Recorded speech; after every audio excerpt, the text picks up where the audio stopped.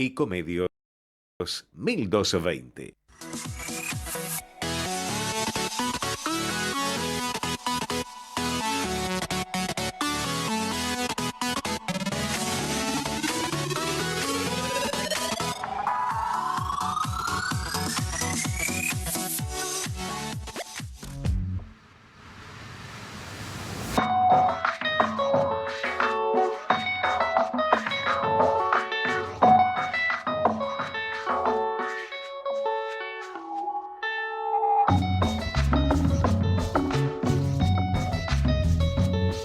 Buenas tardes, una nueva edición de Entre Ustedes y Nosotros, la última de este año 2024. Me acompaña hoy acá en el piso un querido amigo, un destacadísimo abogado, especialista en Derecho Laboral, que va a hablarnos de algunos temas vinculados justamente con las reformas recientes que hubo al Código, mejor dicho, a la Ley Laboral, la vieja 2744 que sufrió sucesivas reformas. Ya no debe quedar nada la 2744. Es el doctor Jorge Samuelian, a quien le damos la bienvenida y que prácticamente lo vamos a transformar ahora en una suerte de coequiper o columnista, como más le quiere llamar a él, a partir del año próximo. Así que ya debutamos de esta manera. Jorge, buenas tardes. Gracias por la invitación. Un placer. Ya me dejaste patitieso. ¿Por qué? Esa mención no estaba prevista. Bueno, ¿cuál mención? Al coequiper. Ah, bueno, pero sí, somos coequiper. Acá me están diciendo que te acerques al micrófono. Bueno, perdón, ahí va bien. Señor operador Gerardo. Gracias. ¿Sabe lo que ocurre? No tiene la cancha que tiene usted. Bueno, previamente vamos a hacer un pequeño resumen de lo que pasó este año, en un año, a mi juicio, de luces y sombras, que fue el primer año del gobierno de Javier Milei. Javier Milei realmente se puede jactar de la situación excepcional en que llegó al gobierno y que sin gobernadores, sin representación parlamentaria, casi sin partido, que ello no le haya impedido llevar adelante su programa. Las dudas que existían sobre la gobernabilidad se fueron disipando, su imagen empezó a crecer y conserva aún una importante aceptación social que en el primer año de gobierno es bastante significativa. Si bien no es demasiado distinta a la de los otros presidentes al cabo de igual periodo, debe ser ponderada en el marco del severo ajuste económico que se viene realizando. Es sin duda en ese ámbito en el que cosechó los mayores logros, con una drástica reducción del gasto público, del déficit fiscal, significativa desaceleración de la inflación, profunda disminución del riesgo país y una sorprendente quietud, a mi juicio, en el mercado cambiario, que incluye la bajísima brecha entre el dólar blue y el dólar oficial. Son alentadoras también el RIGI, el régimen de inversiones, es alentador también las desregulaciones, que seguramente van a elevar las inversiones en energía y en minería, principalmente en esos rubros. La contrapartida de todo esto es una recesión interna, de la cual parecería que empezamos a salir. Ya se advierten algunos signos de recuperación, pero el rebote no va a tener, como esperaba el gobierno, una B corta una B corta pronunciada, sino que va a ser algo así como decían, haciéndole la propaganda a todo el mundo a las conocidas zapatillas, la pipa de esa famosa marca de calzado. Al mismo tiempo, economistas de prestigio, incluso afines a la orientación general del gobierno, expresan sus reservas respecto a la sostenibilidad de la apreciación del peso, o, para decirlo en términos más sencillos, de la existencia de un dólar barato. No es necesario ser un experto para percibir ese fenómeno. Quien no viaja al exterior y paga en Milán, París o Madrid, lo está haciendo con precios similares a los que rigen en la Argentina, y entonces puede dar fe esa persona, me ha pasado a mí también, de que estamos caros en dólares, sin ir muy lejos, yéndose nada más que a Montevideo. Por eso las largas filas hacia Chile para comprar mercaderías de todo tipo, desde comestibles hasta indumentaria, que son una de las postales más elocuentes de la situación. Quienes hemos vivido otras experiencias, recuerdo la tablita de Martínez Dios, recuerdo el 1-1 de Menem, y sabemos que tarde o temprano llega la corrección que justamente para que las exportaciones argentinas no pierdan competitividad. El ancla cambiaria suele ser empleada como una herramienta en la lucha contra la inflación, pero también es un remedio con costos muy altos. Quiero en esto ser muy puntual y muy claro. Esto que estamos diciendo, Milei ha aprovechado también un cambio en la mentalidad de la gente, porque con esto no quiero ser referencial, pero los desafío, como lo hago con los trolls libertarios, a que vean lo que yo decía hace muchos años atrás, cuando todavía recién era un oscuro panelista de Intratable, Javier Milei, que yo cuando iba a Intratable, sinceramente se los digo, lo comparaba con Diego Brancatelli, con el respeto que me merece Diego Brancatelli, pero en fin. Y yo la verdad que veía que eran dos showman que iban ahí, que los invitaban justamente no porque eran porque eran absolutamente disruptivos, con un lenguaje realmente soez y brutal. Estas cosas son la ley de la gravedad. Que la inflación sea un fenómeno monetario, sacando los cabezas de termo, lo sabe todo el mundo esta historia.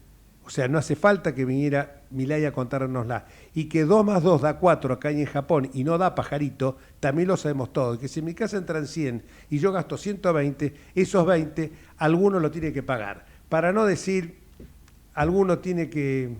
No quiero entrar en esas escatológicas manifestaciones que hacen los libertarios y Milei hablando de alguna zona posterior donde termina la espalda permanentemente, sino voy a decir que los americanos tienen una frase: no hay desayunos gratis, esto se paga. La ley de gravedad de la economía es esa.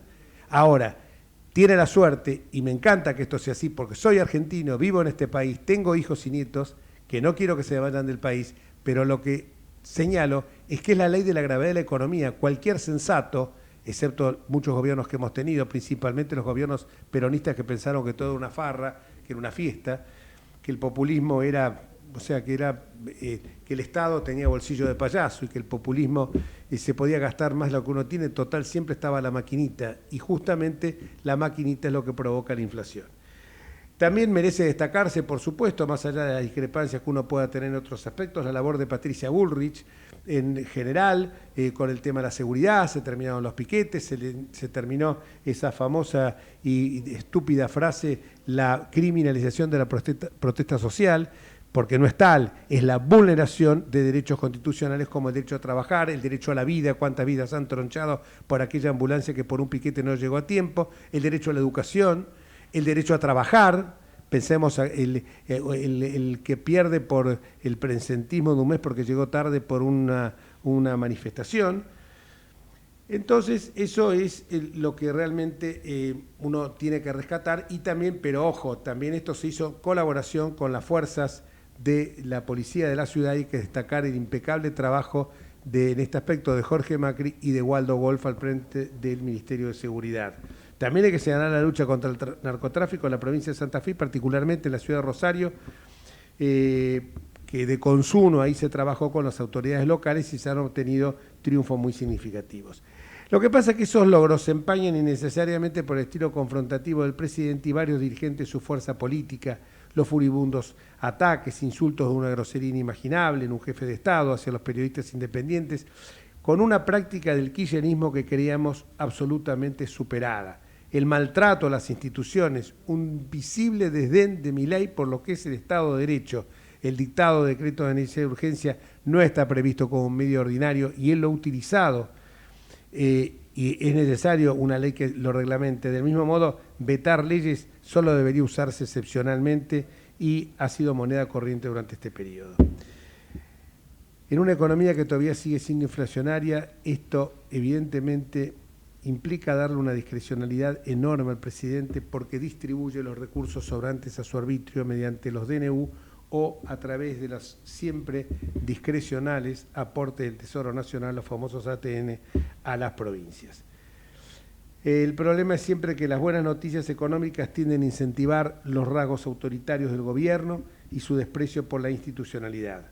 Ojalá comprenda el señor presidente y sus ministros que los valores republicanos no están en pugna con el desarrollo económico, todo lo contrario, son el resguardo de su perdurabilidad. Y como decía Carlos de Secondán, barón de la Breda y de Montesquieu, las formas también hacen al fondo de las cuestiones. estas formas así tan afuera y echando con caja destemplada a distintos funcionarios genera mucha irritación, no solamente en aquel funcionario que es desplazado y cuyo honor queda mancillado, porque evidentemente no se le da ni siquiera la posibilidad de una renuncia, y el afuera puede llevar en la imaginación popular a que se trata de alguien que ha sido despedido por una razón de un hecho de corrupción. Lamentablemente esa misma vara no se aplica con el reciente designado director del ARCA, el organismo que sustituye a la AFIP, que no puede justificar su declaración jurada de hace bastante tiempo, con inmuebles que ha adquirido, y no solamente inmuebles, sino que es que no se justifica de alguien que ha estado 35 años exclusivamente cobrando un sueldo del Estado.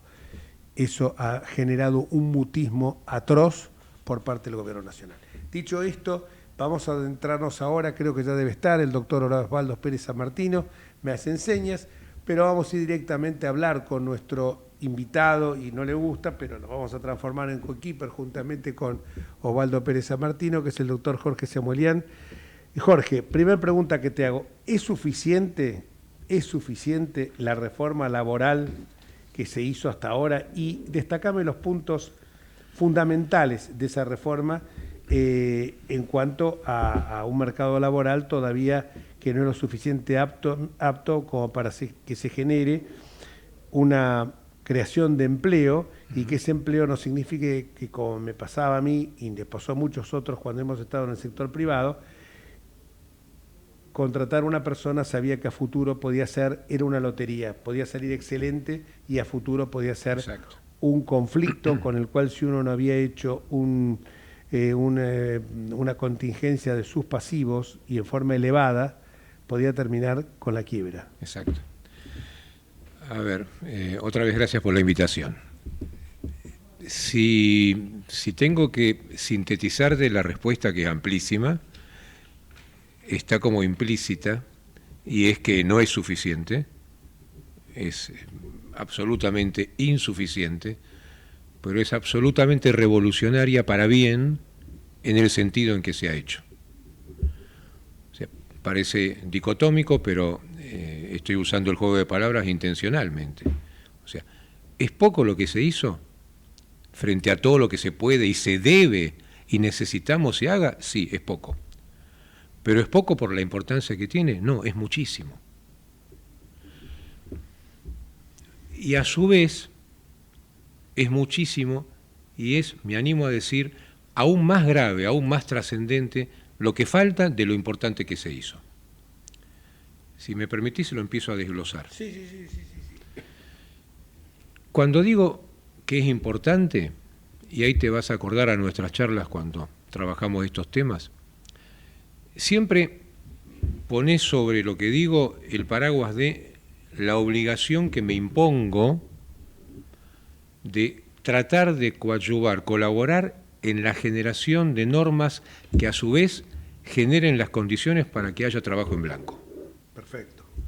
Nada de lo que voy a decir y de lo que vengo diciendo en estos años de tratar de colaborar con este afán republicano, tanto con López Murphy como con Patricia y el equipo que manejaba Dante Sica, donde nos hemos tratado, nada, y lo que hacemos ahora con la diputada Racini del PRO, nada está hecho si no es con esa finalidad. Entonces, con esa finalidad, el vaso ese medio lleno y valiosísimo, ya conseguido con la ley de bases y en un principio con el DNU, vamos a lo inobjetable, que es la ley de bases, y el DNU tiene sus aristas, pero tampoco está derogado. El sentido es el mismo, y lo que destaco es, hoy conseguimos un objetivo que era clave en todo mi trabajo previo: convalidar, ratificar, valorar el sistema indemnizatorio de esa ley madre que vos bien citaste, que este año cumplió 50 años de vida, y que después de 50 años se muestra más joven, más lozano y más útil que nunca. Esto es, no se le quitó el derecho al trabajador a ser indemnizado.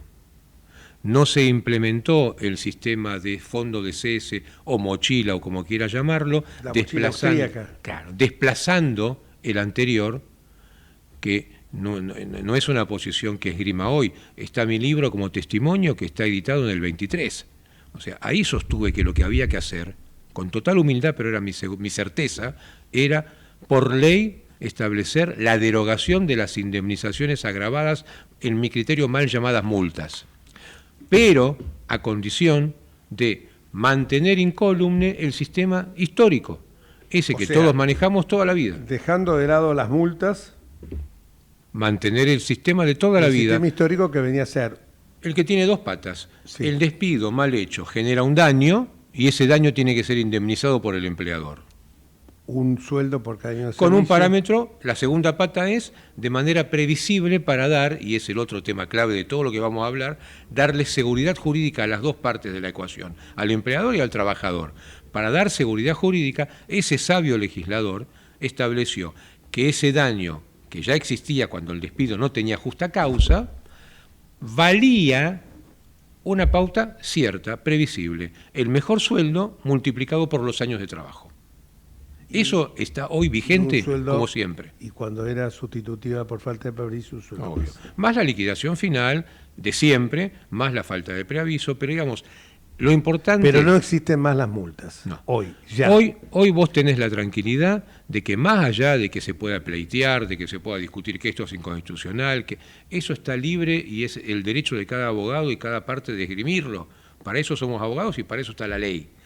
Pero estoy convencido que la norma es constitucional, que el objetivo bien vale las derogaciones que consiguió, y vuelvo a autocitarme. En mis proyectos y en el libro pretendíamos varias más derogaciones, pero me baso y me fundo en las que ya se consiguieron. En la ley de bases se derogaron, en la parte pertinente, la que generaba costo sobre costo, las normas de la ley de empleo del año 91, la ley 25.323 del año 2000 y las normas que generaban indemnización sobre indemnización también del año 2000 de la ley 25.345. Eso no rige más. Perfecto. Ahora vamos a esto porque lo tenemos a Osvaldo Pérez San Martino, que es un destacado constitucionalista, y le vamos a preguntar ahora a él. Primero te voy a decir a vos que la bomba que querías traer hoy, te estás riendo ya. La bomba que querías traer hoy es, tiró el título, que la Corte fijó un criterio y los jueces de el criterio, sí, para no ser guarangos, me acordé de una frase que tenía Victorio Gassman, se lo pasan por las tumbas etruscas, decía Victorio Gassman. Los jueces se lo pasan, te vas a reír vos, ¿no, Osvaldo? Osvaldo, buenas tardes. Hola, buenas tardes, Jorge. ¿Cómo ¿Te acuerdas de esa frase de Gassman? Es finísima, no me digas. No la recordaba, no. Se lo pasa por las tumbas etruscas, dicho en italiano, ¿no? Sí. Pero bueno, por lo menos le obliga a que los trolls libertarios vayan a buscar qué significa tumbas, me imagino que lo sabrán, pero etruscos les va a costar un poquito. Bueno, vamos a lo que estábamos diciendo. Está conmigo el doctor Jorge Samuelian. Vos tenés que venir tú un día acá a estar en vivo porque tiene la parte laboral, es un especialista en derecho laboral y la verdad que es un capo. Y hoy me estaba diciendo, la Corte fija un criterio, los tribunales inferiores no lo cumplen. Y le vamos a preguntar a Osvaldo que nos diga, desde el punto de vista del derecho constitucional, cuál es tu opinión. Hola Osvaldo, te saludo, gracias por compartir este momento. Hola, ¿cómo te va? Y por ayudarnos a entender este intríngulis. No sé si lo voy a ayudar mucho.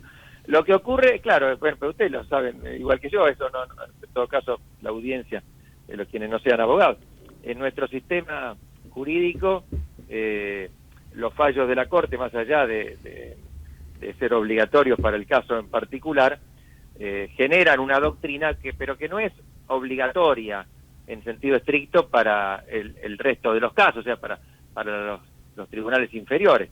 Digamos, la Corte tiene una doctrina que dice que deberían seguirse, salvo razones excepcionales, salvo que se aporten nuevos argumentos, en fin. La idea es que deberían seguirse, pero después abre la puerta a una serie de excepciones, donde en definitiva los jueces inferiores pueden hacer lo que se les dé la gana.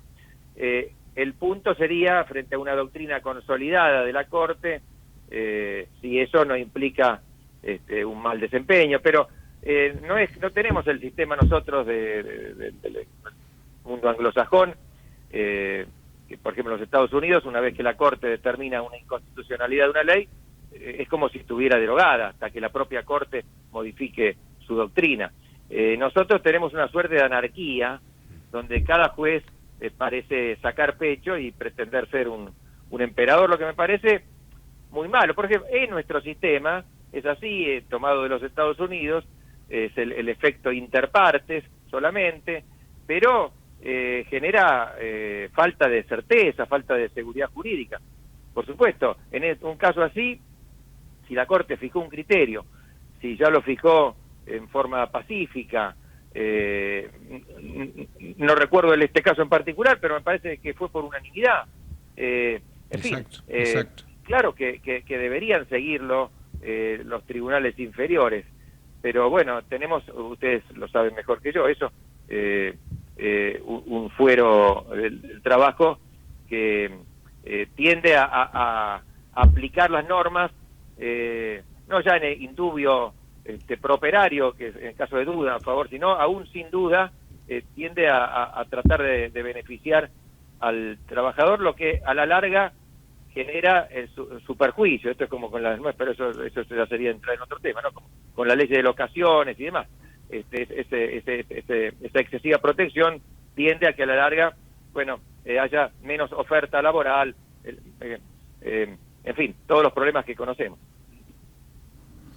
El fallo de la Corte que vos aludías, contá un poquito más, explayate un poquito sobre eso. Sí, entro al tema que era la segunda parte del planteo original, Osvaldo. Yo quería marcar, o empecé marcando, lo bueno que ya tenemos, poco pero muy trascendente de todo lo que hay que hacer, pero quería destacar, y este es el tema, lo grave, lo trascendente de lo que falta con urgencia, que es exactamente legislar y terminar con esta inseguridad jurídica que, me animo a decir, es lo más grave que he vivido en el derecho, y te hablo de 30 años de comer de esto todos los días, en el derecho laboral actual, y te vas a dar cuenta enseguida porque digo que es tan grave. La necesidad, decía, de legislar sobre el tema, de tomar el tema del Parlamento. Sabés mejor que yo y mejor que nosotros que la Corte no legisla ni lo va a hacer, ni directa ni indirectamente, y es como debe ser, esto es una república, pero sí marca criterios, y como bien decís, uno prevé que un criterio fundado y repetido, y además basado en antecedentes antiguos de la Corte, porque no es nuevo, y va a ser sostenido por los magistrados inferiores, en este caso la Cámara Laboral Nacional. Ahí es lo que le anticipaba a Jorge, la sorpresa que nos hemos llevado cuando empezamos a ver fallos, segundos fallos dictados después de la intervención de la Corte, que no se ajustan a los criterios fijados por la Corte cuando habló. Lo digo lo más simple y brevemente, pensando además en quien nos escucha, que no tiene por qué ser abogado, y la idea es que se comprenda por todos. A ver si puedo ser más que sintético y didáctico en esto. El problema pasa por ya no discutir a qué tiene derecho o no el trabajador. Estamos en otra instancia. Acá ya el trabajador ganó el juicio, ya la justicia le reconoció el derecho a ser indemnizado, con o sin multas, con o sin agravadas, depende de la antigüedad del juicio, ¿sí? El problema es, ese derecho reconocido en juicio se traduce en plata. ¿Cuánta plata debe cobrar el trabajador? Ahí está el quid de la cuestión. Es un problema porque estamos en esta Argentina, porque tenemos tribunales colapsados, porque tenemos, y lo que voy a decir es dato objetivo. Después discutiremos culpa de quién es, juzgados mejores o peores, abogados mejores o peores. Son datos objetivos incontrastables. Los juicios laborales duran años y años y años. 4, 6, 8, 10, 12. Es normal hasta que lleguemos al momento de pagar y ahí definir cuánto vale un juicio. Esa dilación en los expedientes, además potenciada porque en estos años que nos precedieron tuvimos una pandemia con casi parálisis completa del fuero laboral, ¿sí? Y eso tampoco es imputable ni al empleador que debe pagar ni al trabajador que debe cobrar. Eso se suma a un tema nacional, de la economía nacional, que son cíclicos momentos de alta inflación, de recesión, de estanflación, crisis que este país viene padeciendo y todo lo que estamos viviendo en él. Ese combo nefasto de las crisis económicas y el paso del tiempo en los juicios nos lleva a este problema, que tampoco es nuevo, porque ya nos ha pasado y los jueces ya lo han resuelto. Es decir, cómo se actualiza el monto a pagar y a cobrar. Perfecto. En eso los jueces ya lo han resuelto. También voy a ser sintético, perdónenme los colegas que nos escuchen la poca precisión, pero quiero ser breve. Teníamos dos sistemas, no hay otro, no hay un tercer invento posible otra vez, es incontrastable. O se actualizan los créditos de manera directa por inflación, ese es el texto actual de la Ley de Contrato de Trabajo, está frisado, inaplicable, pero no está borrado, no le pasaron liquid paper, vos tomás la ley y dice eso, se actualiza por IPC de la ciudad, o actualizás de manera indirecta, que fue justamente la respuesta de los jueces, sabia respuesta de los jueces, generar el sistema de actualización indirecta cuando la ley de convertibilidad del 91, repetida y refrendada por la 25561 del 2002, dijo no se pueden actualizar índices de inflación de ningún tipo. ¿Lo sabemos todos? No lo estoy inventando yo. Así vivimos hasta hoy. Entonces, perfecto. Esa actualización indirecta con la que convivimos en paz, nos dolía más o menos cuando los índices iban muy altos, porque las tasas que se aplicaban, tasas bancarias a nivel nacional las más altas, tasas activas a nivel provincial Buenos Aires, tasas muy bajas, que nunca defendí que eran las tasas pasivas Banco Provincia. Así vivíamos hasta septiembre del 22. En septiembre del 22 se da un viraje que resuelven los jueces que venían fijando los intereses vía tasa, la actualización indirecta. Los mismos jueces, en septiembre del 22, analizando esa situación crítica, con el fin loable de mejorar el crédito al que tiene derecho a cobrar el trabajador, toman una figura civil que es la capitalización anual de intereses, el anatocismo. Ahí se nos desmandran las cuentas, ahí notamos que los números se iban a ir a decenas y a centenas de millones, y ahí prendieron todas las alarmas. La Corte empezó a recibir expedientes pidiéndole intervención, que en el mismo libro que publicamos en el 23 anticipamos que iba a ser así frente a esta novedad, porque sabemos los laboralistas que la Corte no entra en temas de derecho ordinario, de prueba, como son los normales que llevan a una condena para los defensores de la empresa muchas veces injusta. Pero era previsible, era seguro que en un tema de esta trascendencia, con antecedentes de la Corte en causas civiles que se siguen repitiendo hasta hoy, donde no ha aceptado que se multiplique por 2 la tasa activa, por 2 y nada más que por 2, ¿cómo la Corte iba a aceptar que se aplicara anualmente el anatocismo? Entonces, cuando la Corte emitió su primer fallo, el que tomó estado público, Oliva con coma, 15 meses hábiles después, en 29 de febrero del 24, ya estamos en este año, con cantidad de expedientes acumulados en la Corte durante todo el 23 y el 24 ahora. La Corte, como bien decís, Osvaldo, lo que dijo es, en este caso, lo que están haciendo está mal, genera enriquecimiento indebido, no es lo que corresponde. Me acuerdo que el número que la Corte grafica generaba un incremento del 7.000 y pico % en la deuda, y establece entonces que está bien que se capitalicen, está bien que se aplique la tasa activa como seguía haciendo la Cámara en ese entonces. La Cámara siguió aplicando tasa activa en el 22 cuando aplicó el anatocismo y en el 24 también, pero la capitalizaba todos los años. Lo que la Corte dijo, ese es a nuestro entender el criterio de la Corte, es esta capitalización que ustedes hacen, la tienen que hacer del Código Civil tomada. La correcta aplicación de esa norma del Código Civil es que los intereses se capitalizan una sola vez al momento de notificar la demanda. Perfecto. Y ahí terminó la cuestión, la Corte. Vamos a ir a una pausa, pero antes te dejo la pregunta en el aire. Tratemos de hacerlo, vamos a tratar de hacerlo sintético. Ya viene más fácil. Ya viene más fácil. No, pero le tiro la pregunta a Osvaldo, porque así si no participa. La pregunta que te voy a tirar, Osvaldo, es una pavada. ¿Cómo ves institucionalmente al gobierno actual? Bueno, pues otro tema, diría Santos. Otro tema, como diría Santos.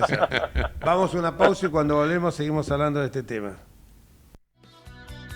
Vamos la radio, somos tu voz.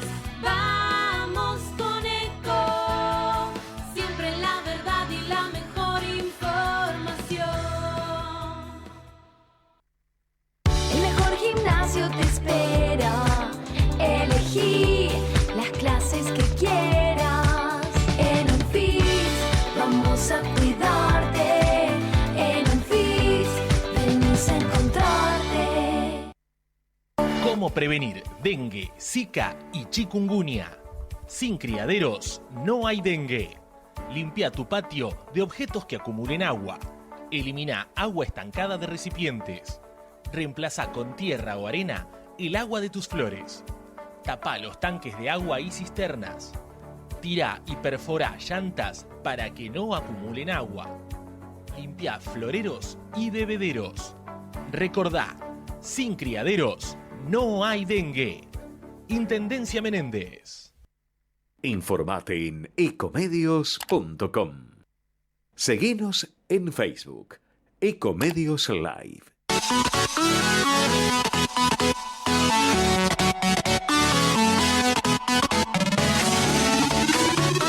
Escribanos en tu ciudad. Nuestro consejo es prevenir problemas. Colegio de Escribanos de la Ciudad de Buenos Aires. Consejo Federal del Notariado Argentino.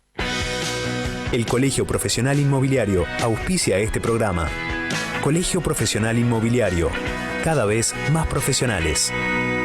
¿Conocés los planes de salud de Andar, la obra social de los viajantes vendedores? Planes para empleados en relación de dependencia, monotributistas y particulares. Solicita un asesor comercial al 0810-345-0184.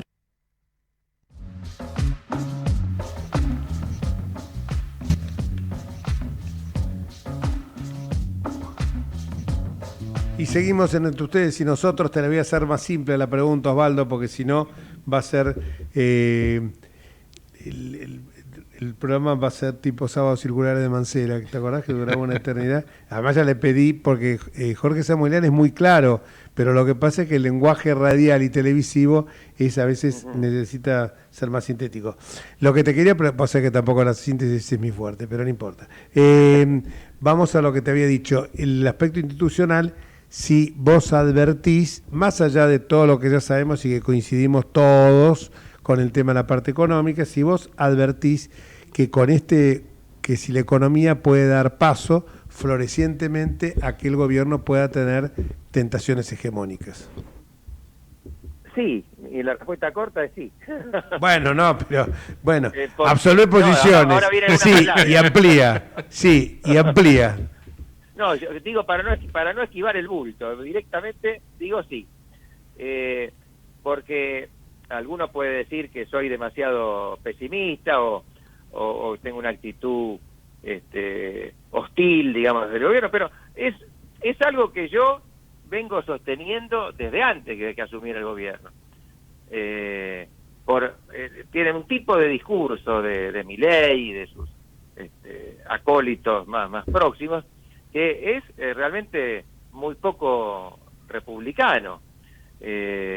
Tampoco respecto de la corrupción, ellos han tenido un discurso claro y contundente, por eso algunos dicen que están ahora algo desilusionados, pero no sé cómo se habían ilusionado con alguien que en definitiva viene de las entrañas de sectores que ya estaban gobernando.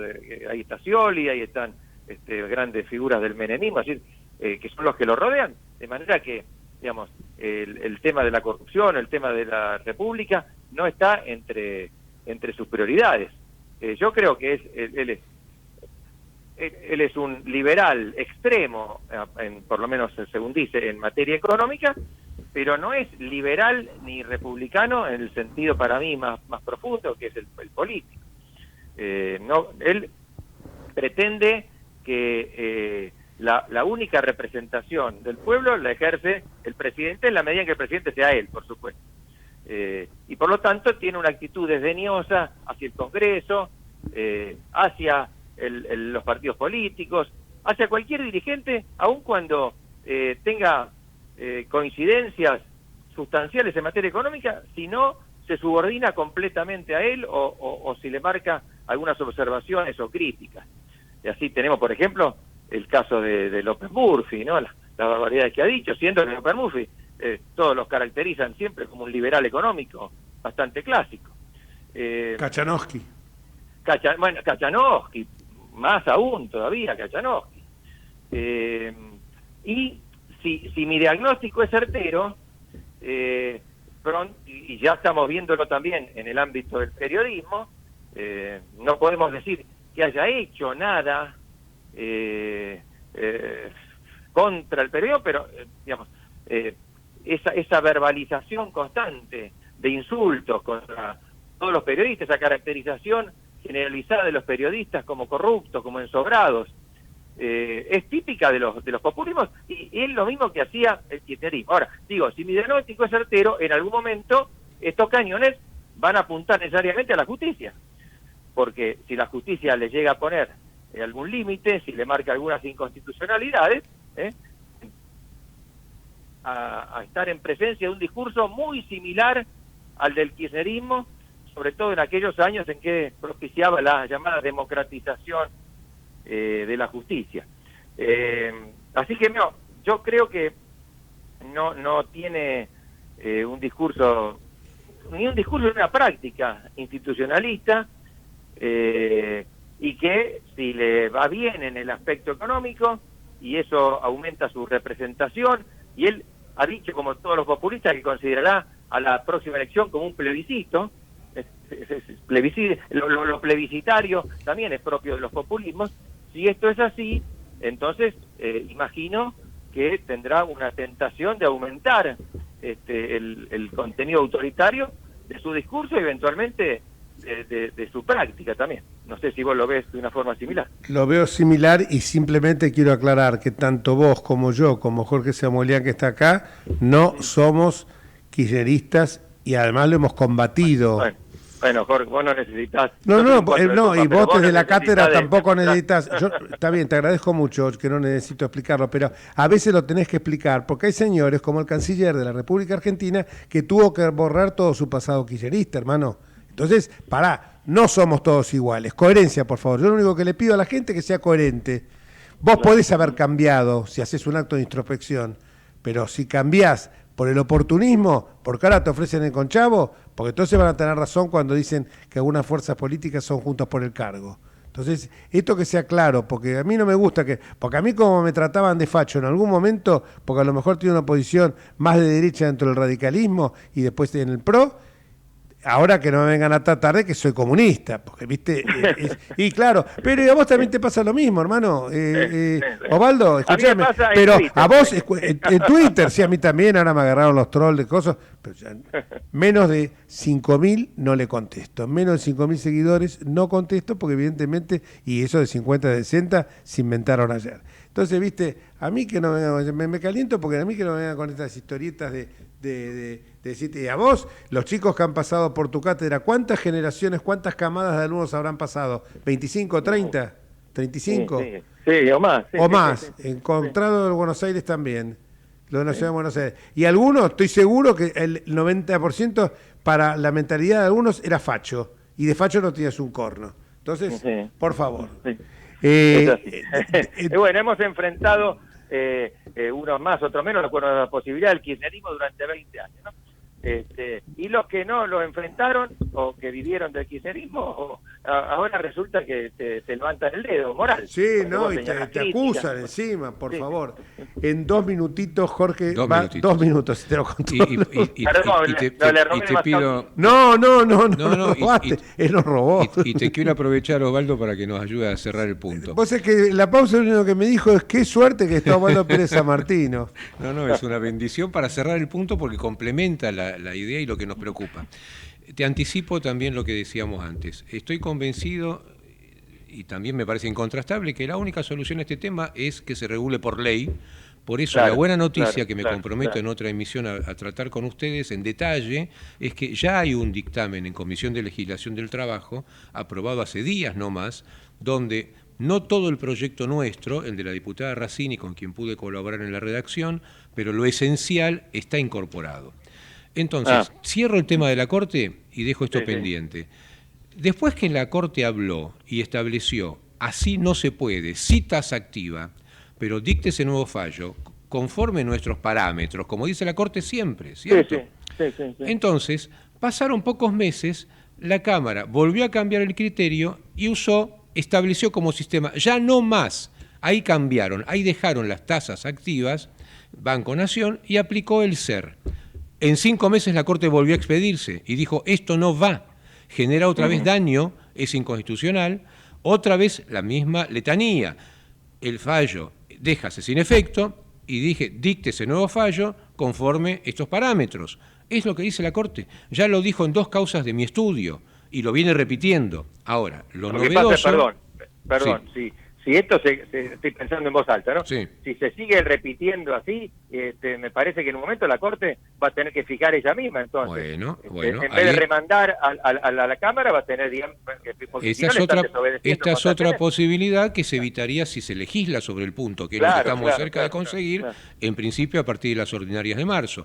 Entonces, hoy la novedad última es que en el caso famoso, la cuadra con DirecTV, donde el SER quedó dejado sin efecto por la Corte, se dictó un la cuadra 2, y en un caso nuestro, de un cliente de la oficina, ya se dictó el segundo fallo. Y ahí está el crujir de dientes, porque con absoluta buena fe uno imaginaba que, dejado sin efecto el fallo, el nuevo fallo iba a ratificar lo que la Corte sostuvo, que eran las tasas activas de toda la vida y una capitalización.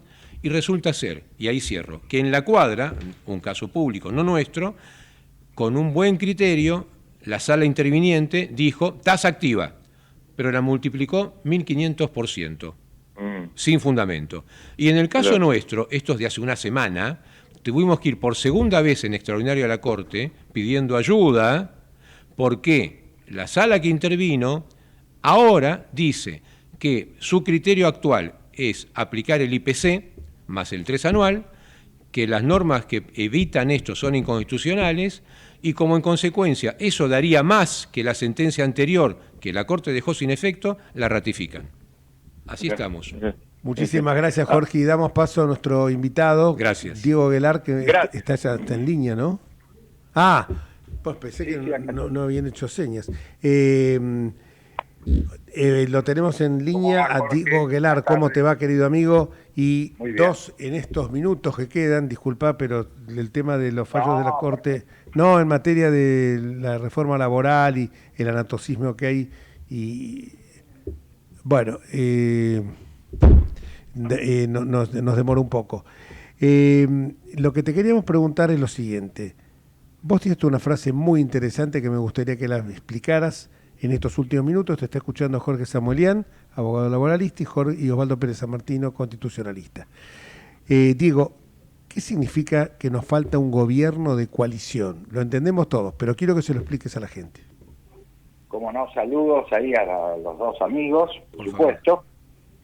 Y mira, gobierno de coalición es lo que pasa en todo Occidente en los últimos 30 años, o en los últimos 20, 25, nuevo siglo, que han desaparecido los grandes líderes carismáticos o los partidos hegemónicos.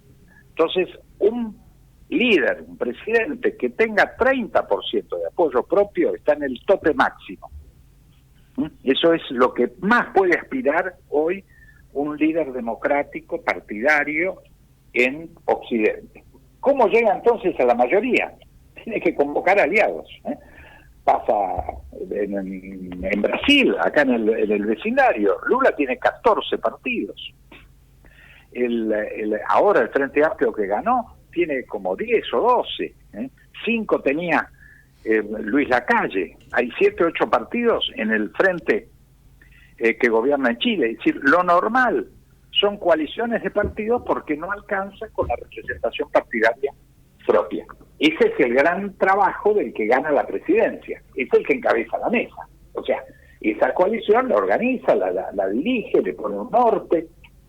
El presidente electo por la gente. Ahí eso no se somete a un consenso ni a nada que se le parezca. Sí, está elegido por la gente el presidente. La coalición tiene que buscar un rumbo común que le dé el sustento. En la Argentina es muy claro, son 130 diputados y 36 senadores que hay que juntar en una coalición y darle un programa, y ese es el tema, que en algunos puntos será el pensamiento puro del presidente y muchos no, porque el rumbo es mucho más que el pensamiento individual o la ideología individual. Yo soy un oficialista no libertario, yo no coincido en cosas que piensa el presidente, sin embargo estoy totalmente de acuerdo, por ejemplo, con el rumbo económico, que es lo más importante, obviamente, de este gobierno. Entonces yo creo que esa situación implica la necesidad de hacer una coalición.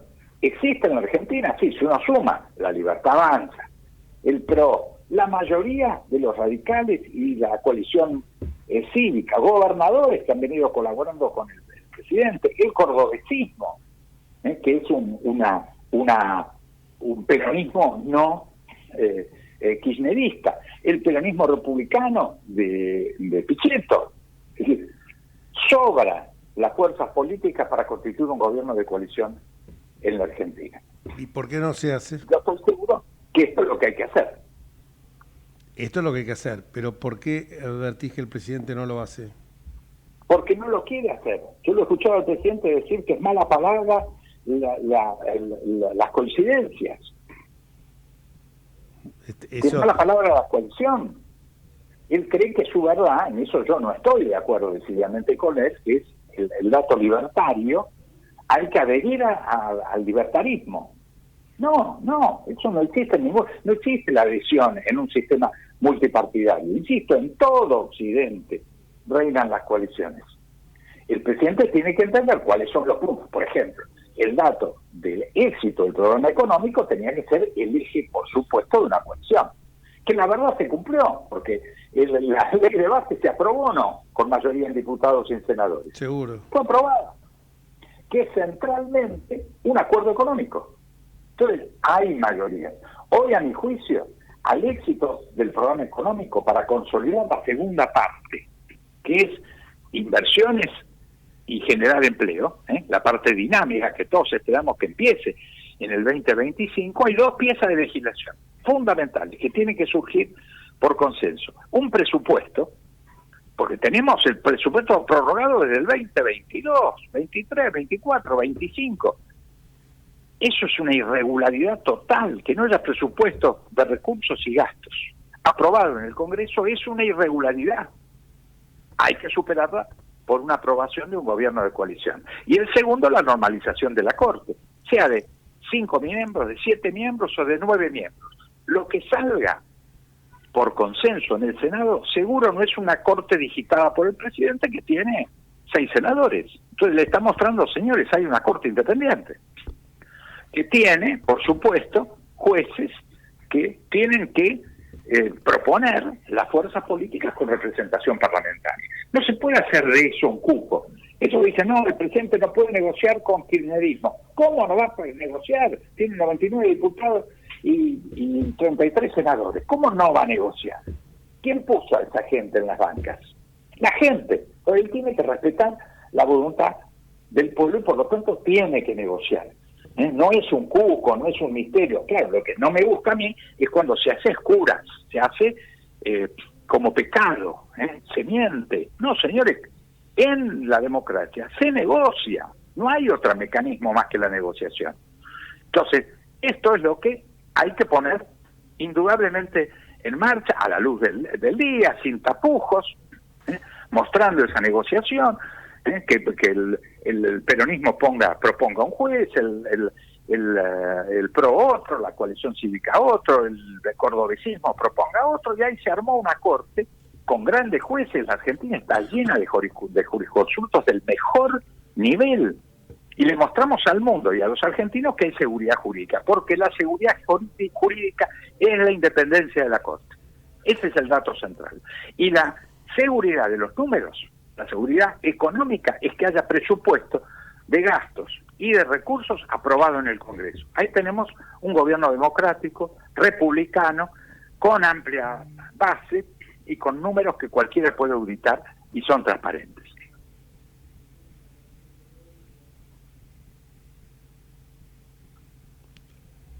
Muy, pero muy claro. Osvaldo, ¿querés hacer una pregunta? No, me quedé pensando porque coincido, por supuesto. Totalmente, acá los dos en el estudio con Jorge Samueliana sentimos todo el tiempo con la cabeza. En particular, puso el acento en algo que me parece que es increíble que no se destaque mucho más todos los días en los medios de comunicación, que es la falta de presupuesto. Bueno, sería la primera vez en democracia que por 2 años se prorroga el presupuesto anterior, lo que con una economía tan inflacionaria como la nuestra es lo mismo que decir que el presidente puede hacer lo que quiere con los recursos. Exacto. Es la discrecionalidad absoluta. Pero fíjate, el equilibrio fiscal es la voluntad individual o arbitraria del presidente. Claro. No sirve Entonces, esa definición. ni Es más, siquiera... digo, cualquiera de nuestros oyentes que hayan ido a pedir un crédito sabe que por mejor que se lleven con el gerente, lo primero que le va a decir, bueno, vamos a armar la carpeta del crédito, tráeme el balance. Claro. Es lo primordial. Y tráeme la proyección, que es un crédito donde vas a hacer determinada actividad, tráeme el plan de trabajo como proyección y el balance de los últimos 3 años. Pero es riguroso. Bueno, pero ni ¿cuál siquiera, es el balance? Perdón. El balance en un país es el presupuesto, por eso es la ley de leyes. Por eso no se puede modificar. Si uno dijo, en el presupuesto dice, este ingreso va contra este gasto. El cambio es delito, es malversación. Uno no puede decir, no, pero hice un gasto mejor que el que estaba en el presupuesto. No, pedí una ley, no lo podés modificar. Por entonces, eso ¿alguien cree que los inversores que anuncian no quieren o no van a esperar que aparezca seguridad jurídica? Más, te doy el mejor dato. Vos lo sabés bien, Jorge, yo fui embajador en China. Los chinos saben que el mundo sabe que la justicia está controlada por el Partido Comunista en China. Cualquier contrato con el exterior incluye, lo aceptan los chinos, una cláusula de arbitraje judicial con sede en Londres o en París. Porque saben que si no hay un arbitraje objetivo, ¿quién va a invertir algo o va a hacer algo con China si va a decidir una justicia controlada por el poder político ante cualquier diferencia? Fíjate, son uno de los 2 países más poderosos del mundo. Saben que necesitan seguridad jurídica. Como no la tienen adentro, negocian la cláusula de arbitraje jurídico externa. En Argentina, cualquier empresa que quiera invertir sabe que antes de recurrir, así tenga una instancia internacional, tiene que agotar la instancia de la Corte Suprema. Entonces, la claridad en el que haya una Corte Suprema independiente es la clave de la seguridad jurídica. Muy claro. Una pregunta, como diría el impresentable de Sergio Tomás Massa, por sí o por no. El año que viene tenés intenciones de presentarte como candidato a senador, ¿por sí o por no? Pero decididamente sí. Será en el PRO si se habilitan internas, sean por paso o voluntarias. Si no, sería un candidato independiente con una lista independiente. Pero yo no me pierdo de poder aportar estas cosas al debate electoral que es fundamental el año que viene. Te acompañamos. Con estos conceptos creo que nadie puede discutirlos. Muchísimas gracias, Diego, y te voy a llamar en un rato te llamo por otro tema, por privado. Un gran abrazo. Gracias. Y Osvaldo. Sí, Jorge, no sé si ya estamos... No, tenemos 20 minutos más. A Diego Velar, a propósito del presupuesto, que además es increíble que el gobierno no lo haya incluido en extraordinarias. Bueno, anunció un temario de extraordinarias en que no estaba incluido el presupuesto. Ahora dicen que directamente no va a haber por ahora extraordinarias, porque para ellos poner un tema en el temario de las extraordinarias implica tener la seguridad de que se va a aprobar lo que ellos quieren y no tienen esa seguridad. Pero el tema que no podía faltar era el del presupuesto. Y ellos y lo dicen alegremente, porque tienen la idea que también había tenido Cristina Kirchner en su momento, cuando el Congreso no le aprobó un proyecto de presupuesto, de que no se podía tocar una coma a lo que ellos proyectan. Pero entonces se subvierte lo que determina la Constitución. La Constitución le da la competencia de sancionar el presupuesto al Congreso. El Poder Ejecutivo, de acuerdo a la ley de administración financiera, hace un proyecto. Pero es el Congreso el que lo aprueba y le puede modificar lo que se le dé la gana. Pero es la función desde Juan Sin Tierra hasta el presente, de todos los parlamentos. Por eso ley de leyes. No, es increíble. La verdad que uno a veces se pone a pensar y realmente es... Además, Jorge, perdóname, como dijo Diego Velar también, hay un espíritu de colaboración que permitió que se sancionara la ley base, entre otras leyes.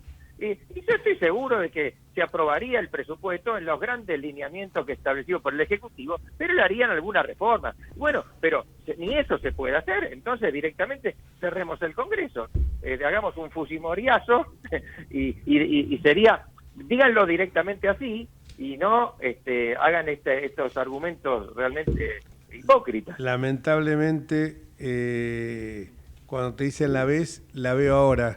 Cuando decían es todo o es nada, es esto justamente lo que estamos diciendo. Bueno, esperemos que el nuevo año, es el último programa del año, así que los invito, Osvaldo en primer término, a despedirte de la audiencia hasta el año venidero, y espero que nos turnemos un poco acá en el programa, porque vamos a tratar de hacerlo también por Instagram y por todas las redes, me están diciendo acá. Una gran modernización. Una gran modernización. Bueno, muchas gracias, Jorge, y muchas felicidades para vos, para tu familia, para todos los oyentes, y esperemos que tener un excelente 2025. Un abrazo grande para todos ustedes. Jorge Samuelian. Bueno, gracias a todos, un placer enorme escucharlo a Diego, escucharlo a Osvaldo, escucharte a vos como siempre, uno aprende todos los días. Aprendemos de vos, y todo es por el bien de la República. Lo único que queremos es que haya una República que crezca y ciudadanos que disfruten de vivir en este país. Bueno, felicidades para todos, lo mejor para estas fiestas. Muchísimas gracias, Jorge, muchísimas gracias, Osvaldo, y muy feliz Navidad, muy feliz Año Nuevo para todos los oyentes, para la gente acá del estudio que nos acompañó todo el año, para nuestro amigo Amarbazo, nuestro amigo Gerardo, el operador Javier, y por supuesto para nuestro productor estrella, el doctor Horacio Fernández. Muy felices fiestas y hasta el mes de febrero. Chau, si Dios quiere. Chau.